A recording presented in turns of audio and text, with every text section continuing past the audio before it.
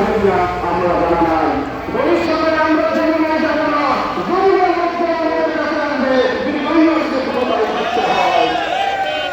আমরা বারবার বলছি, আমরা বিগত মাস শুনছিলাম, আমরা সরকারের প্রতি লক্ষ্য করেছি সরকার হিন্দু সম্প্রদায় নিরাপত্তা দেয় না।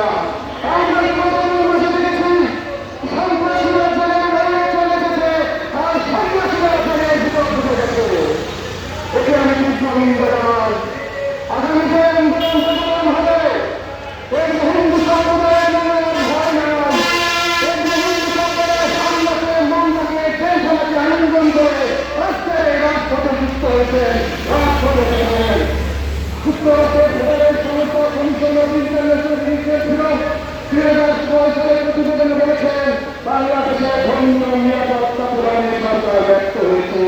এই দেশে ধর্ম স্বাধীনতা ক্ষুণ্ণ হচ্ছে। কথিত ধর্ম নিরাপত্তা বলে টাঙ্গাইলের সতীপুরে সন্তোষ রাজবাড়ি টাঙ্গা হয়েছে। দিনাজপুরের শিক্ষক সুপ্রেন্দ্রনাথ রায়কে গ্রেপ্তার করা হয়েছে। সবুজ রায় সবুজ দাসকে গ্রেপ্তার চেষ্টা করা হচ্ছে।